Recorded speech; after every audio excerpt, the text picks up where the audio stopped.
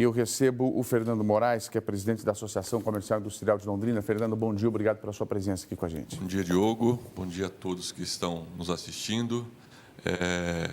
Um dia difícil, uma decisão muito complicada ontem, muito contraditória no nosso ver. Mas vamos aí, temos um dia pela frente para discutirmos essa situação. Muito bem, Fernando. Eu ontem li a decisão da desembargadora.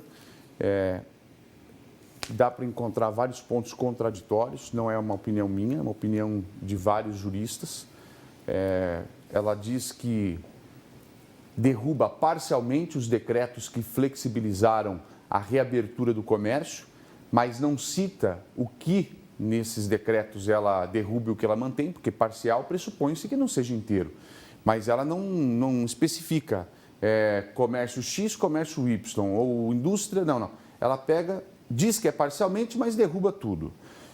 Argumenta para a decisão de derrubar o decreto que o município extrapolou o poder de mandar abrir ou fechar o comércio. Porém, se assim fosse, então o comércio deveria ter ficado aberto. Eu já estou antecipando algumas análises aqui que a gente já está tratando desde ontem, tá? Então, só para você ter uma ideia. Porém, teve alguns advogados que falaram, não, ela está relacionando ao poder de decidir o que é essencial e o que não é essencial. Isso seria a mando do governo federal. Mesmo assim, não tem uma ordem do governo federal para mandar fechar o comércio. Verdade, não tem essa ordem. E também o Supremo, dia 15 de abril, agora teve uma decisão que foi deliberado para os estados e municípios, eles que determinam o fechamento ou abertura. Como você falou no início, como a prefeitura não tem o poder de abrir, se ela fechou há 30 dias atrás. Então, fechou sem ter o poder, quebrou várias empresas, demitiu várias pessoas e agora não pode abrir? Está muito contraditório, está muito confuso.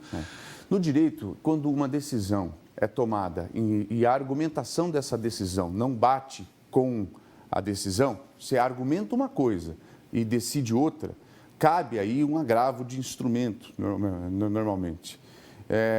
Um embargo de declaração, perdão. Embargo de declaração. Mas como está lá no Tribunal de Justiça, cabe, nesse caso, o agravo interno.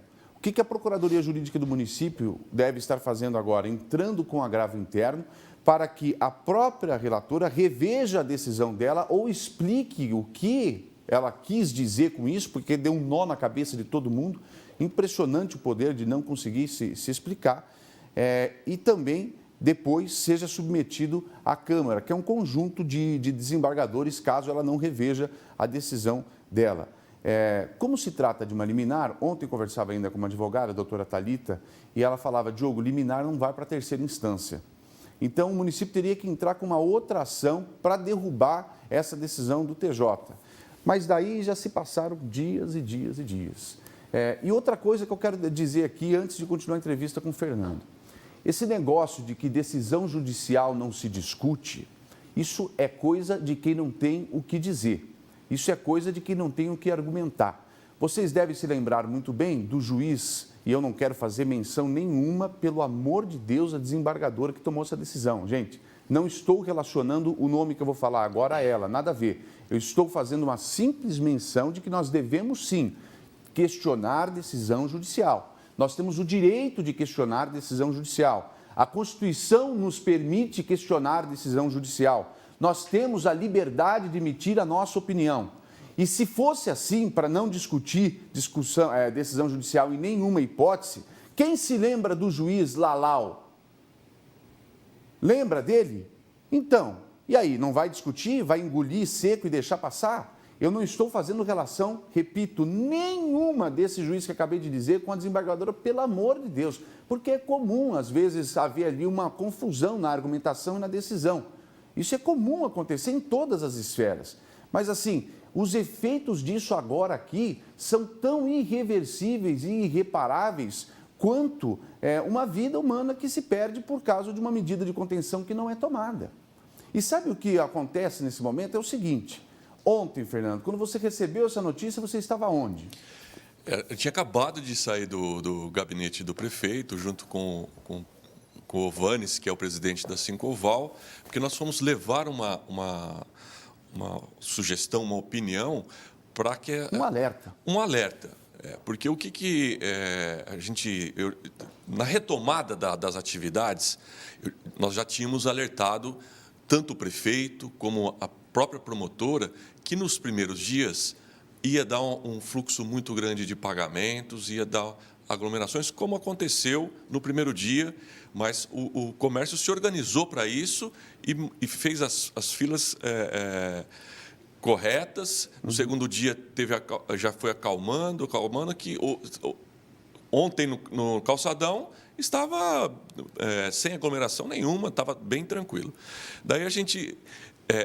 faz 30 anos que eu sou comerciante, então nós entendemos um pouco do fluxo do comércio. Essa semana, dia 1º, é feriado, dia do trabalho. Dia 2, o decreto sábado está como fechado o comércio. Dia 3, domingo, então são 3 dias fechado novamente. Então, segunda-feira, vai dar um fluxo muito grande. Então, a gente já levou uma proposta de abrir no sábado, para que a gente possa evitar essa aglomeração. Porque no dia 1º, Diogo, o servidor público já recebe o salário dele, já tem muitas empresas que fazem o pagamento. Então, segunda, com certeza, vai ter aglomerações. Daí, na quinta-feira, Diogo, sai o dia do pagamento. Então, a gente sabe que os bancos vão estar cheios, o comércio vai também estar recebendo, vai ter esse pagamento do carnê no comércio. Então, o que a gente pediu? Vamos estender um pouco o horário, vamos esticar ali, fazer das 9 às 19. Os aposentados.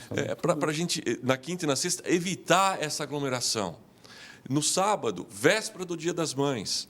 Então, a gente entende que vai ter um movimento, por mais que está retraído, vai ter um... Então, a gente pediu para abrir também no sábado. Então, a gente está tendo todo o cuidado nosso, a gente está cumprindo a lei como foi determinado, seguindo todos os protocolos. O comércio já está um marasmo, infelizmente, não está vendendo. Foi os 2 primeiros dias que foi muito forte de movimentação, mas depois já caiu bastante o movimento. Então, a gente já está sofrendo com tudo isso e essa incerteza maior ainda, porque nós nos organizamos, colocamos colaboradores que estavam em férias para trabalhar, organizou, teve gente que ficou em suspensão. Infelizmente, teve muitas demissões. E se continuar dessa forma, vai ter muito mais. Então, é bem complexo.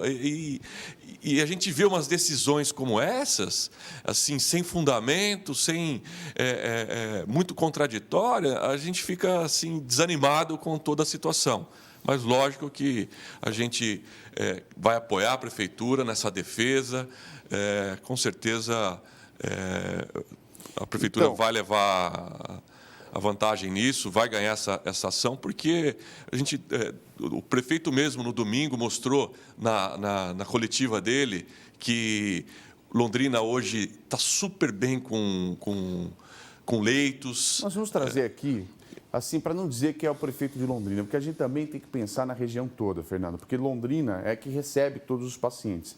Então, nada mais certo do que trazer alguém da 17ª Regional, representando os 21 municípios. E nós vamos trazer aqui todos os casos suspeitos, os casos de internamento domiciliar, hospitalar e de UTI. Vamos aplicar a porcentagem que é aplicada no Brasil e no mundo inteiro de casos graves, gravíssimos, e fazer a pior projeção possível para a gente ver se a gente tem capacidade de atender esses pacientes. Porque, ao meu ver, a decisão da desembargadora deveria ter sido embasada nessa questão, na questão da capacidade do município de tratar os doentes atualmente e numa projeção de crescimento de pessoas infectadas, se o município teria condições de continuar tratando.